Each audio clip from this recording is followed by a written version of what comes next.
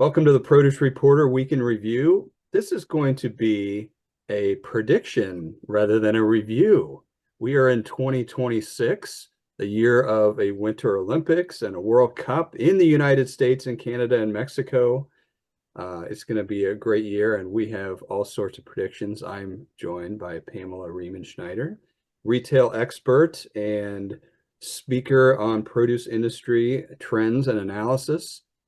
So we have a lot to talk about today. Why don't we start off with what you think are the biggest trends that you see that we should pay attention to that are produce related in 2026? So I every year I like to put these together. I just talked to the produce moms about this too and gave some of my predictions. So it's a little preview of the in-depth coverage from that. But I usually try to pick five things related to food and produce, obviously, that I think we're going to see. And the problem is that the same five things keep coming up, but in different ways, right? So my number one, and I don't think this will surprise anyone, is that consumers are more cost conscious than ever, but they're getting more shrewd about the way that they're trying to save money.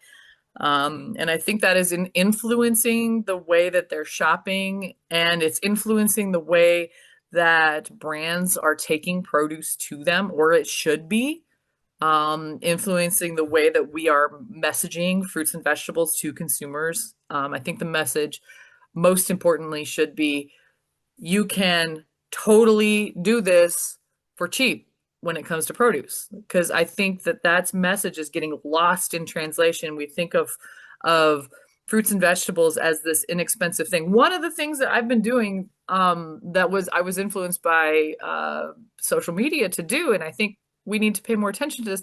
The apple market, we got apples, tons of them. We've got really favorable prices from the consumer standpoint. I don't want to talk about what they are for the apple grower standpoint, but we need to get beyond breakfast. I mean, beyond snacking for apples, and we eat them for breakfast. And we eat them for breakfast by stewing them once a week and then adding them to high protein yogurt. That is something that's like you could totally do this for cheap. You could totally eat well and feel good about it for inexpensive. Well, Like, the latest inflation report showed that produce had deflation year over year. lean into that.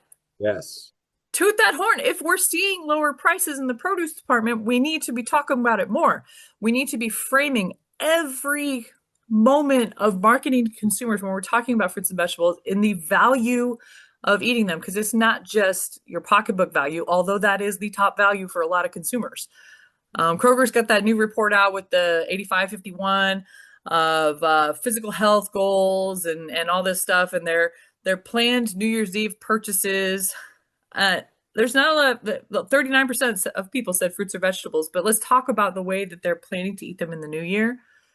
And we need to frame that in not only are they good for you, but they are inexpensive to eat as well, because produce is somehow just taking it on the chin on fresh produce is expensive, and it's totally not. agree. My number two, and I like to pick an ethnic food. Um, I think I picked something with Ethiopian food or something like that a couple years ago. And sometimes it's a little fun, like an adventure. And this year, I think we are staying home and we are eating Mexican food, Hispanic foods, because if you want to talk about the most value conscious food in the world, I think it's Hispanic food, because you can make a lot of food, a lot of delicious food for not a lot of money when you're cooking Hispanic foods. And when we were talking in November, when I'm looking on social media and we're talking about people who are trying to stretch their budgets because of whatever was going on with SNAP, and we finally got it figured out, I hope. But I saw a lot of influencers lean into you can take rice and beans and tomatoes and onions and make a lot of different foods for not a lot of money and feel like you're eating well for very cheap. And And the that's meats easiest. involved in Mexican food, chicken, pork, sausage, chorizo, Yeah. those are pretty inexpensive. They don't cost much and they stretch really well. Yes. Yes. And I think when we look at that, we have to look at different ways that We are trying to meet our fitness goals, meet our food goals, but also in a cost conscious kind of way. And I make a pot of pinto beans once a week, and we eat them for all these different meals. And there are so many different ways to do that, and do that cheaply with the right seasonings, and do that cheaply with the right uh I've even talked about this before, where I'm kind of trading out of fancy tomatoes and back into Romas. And who eats the most Romas in my sphere of influence, in my area? It is always the Hispanic consumer that is over there, picking them out because they're like 87 cents a pound where I live. I know they're not Yeah, 87 the cents a pound budget where everyone consumer, else. the Aldi shoppers, we picked up on that. Some of us never left that segment. Hey, but you know what? I love a really good salad tomato, but I'm gonna stick to salads on those and keep cooking with Romas instead. And there are so many different things that you can do with something like that, with the basics, with potatoes. I think a lot of people forget that a lot of Hispanic foods do use potatoes. A lot of ethnic foods use potatoes. Potatoes and chorizo for breakfast with some beans. You don't even need eggs. It, Well, it, when you're talking potatoes too, a lot of these foods that you're talking about trends are high in satiety. And yes, that's something that we'd gotten away from for a while. And I think those are way coming back in because feeling full is nice, especially yes. if you can do it with something healthy and cheap. Yes, yes. Feeling full is, I think, consumers are wanting to, and I've explained this, and I'm raising children, I'm raising teenagers, and we talk about how we're eating, and sometimes food is just fuel. I love a great food experience as much as the next person, probably more than the next person. I'm gonna be honest. I chase flavor, and I will go a long way to have a really great meal. But sometimes food is just fuel, and sometimes we have to remember that. And sometimes, sometimes it's a peanut butter and jelly sandwich, and some sliced apples, and some broccoli and ranch, and let's just be basic about it and be full and move on. And that's definitely a way to save some money too. So my third trend, never mind the cat in the back, he's a kitten, is beans. But how can produce lean into what beans represent in your diet, which is inexpensive, lean protein and fiber? And so we're talking about, like I said before, chorizo with some beans and some potatoes. That's another way. Crispy lentils on top of a salad to add like I think Taylor Farms might have a bag salad that has crispy lentils on top of it. There are a lot of different ways to mix this all together, to include fruits and vegetables in your bean diet, in your dense bean salad. Throw some artichoke hearts in your dense bean salad. Throw some onions and some cucumbers and bell peppers and tomatoes. I do that all the time. The holy trinity of salad: cucumbers, tomatoes, bell peppers. Chop those all up. Throw them in with some chickpeas and some, Greek seasoning, and you have a salad that will last 3 or 4 days. And you feel full. It tastes good, and it's good for you. Yeah.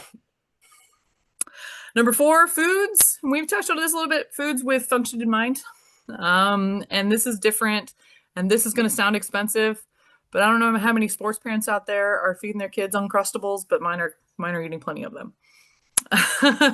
And it comes from the NFL and the marketing that they're doing behind that. I don't know who at Smuckers or whatever reached out to the NFL and said, "Hey, feed your athletes these." But you know what? When you think about the big picture of them, they go so well with what we're talking about, but they're also no waste and easy and cheaper than fast food. So, Yeah, you're talking about the NFL. They have high level dietitians, and if they're giving them to athletes during performance, there's got to be something to that. yeah, for sure. On that same vein of foods with function in mind, I think we cannot address this topic without talking about GLP-1s, and a lot of people changing the way they're eating based on that. And we need to make sure that produce does not get lost in those conversations. And I looked up what is it? 4 key areas that people on GLP-1s need to remember, and that is lean protein, fiber-rich foods, healthy fats, and water. So you have to prioritize what you're eating. If you are only going to be eating this much in one day, then what are you going to put in there that is going to satisfy all of that to make sure that you don't lose muscle density, make sure you don't lose your hair, things like that. And I feel like, and there's one thing on here that is kind of out of left field is I feel like avocados are going to be a winner in this because avocados have healthy fats, they have protein, not protein, they have fiber, they have satiety, they taste good, and they fit into a lot of different foods. And it's taking avocados beyond guacamole and more into a health food. And I think it'll be great for them. Well, it's a good thing we get a lot of them in the US. Yes, we do get a lot of them in the U.S. And I know prices swing all over the place depending on what the crop's doing and imports and all that stuff. But I think even just basically, I don't think avocados are an expensive food, and I think consumers need to be influenced to realize that as well. For what you are getting with that 39, 49, 59, 69, 79 cent avocado, you are getting a multitude of things that you would not be getting from something that came from a box in the middle of the store. A lot of these trends you're saying, when it comes to value and price sensitivity, a lot of these things, even if they do cost more, they have high value. Like you're Yes. talking about Uncrustables, there's no waste, and you do get full and you do get healthy. And a lot of these produce, like avocados, even when they're more expensive, they're still such a good deal because they're so versatile and they pack so much into what you're buying. Yeah. Yeah, that's the thing is that the we all need a lesson on the value for money and the value of what you're getting. And sometimes it's maybe you're spending a little more on something, but you're not going to throw it away. I do this too, where I buy slaw mix, like cabbage, carrots, and stuff like that, rather than buying a whole head of cabbage sometimes, because I'm not going to use a whole head of cabbage in one meal. That's more than I can handle. But if I spend $1.50 on that bag of slaw mix, I'm going to use the entire thing.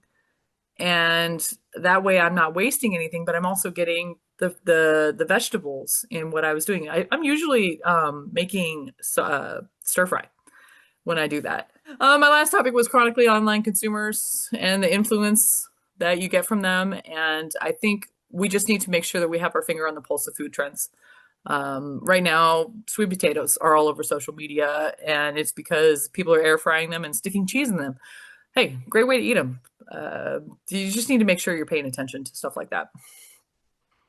That Gen Z is so all over learning about food from social media. It is amazing. I have two of them, and they've been home over Christmas break, and they've tried multiple recipes that they have seen online. That is Yeah, absolutely 84% of Gen Z said that they want to try something that they saw online, and I see it in my house as well. I've got two of them. Maybe Uli's and Alpha. I don't know. But they asked me to go buy them iceberg lettuce one day. Because I saw it on TikTok. And then I posted that video of them eating iceberg lettuce on TikTok. And apparently there's this guy who's a garbage man who eats iceberg lettuce on his breaks and takes a video of it. But that got me 600,000 views on that video and about 2,000 comments. So produce brands need to lean into that as well. Because where are the iceberg lettuce growers in there going, hey guy, we got some lettuce for you.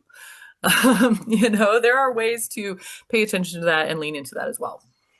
I thought you were going a really awful direction when you mentioned garbage man and iceberg lettuce, but I'm glad you didn't. No, no, no. It's the resurgence of iceberg lettuce, thanks to a garbage man. Okay, okay.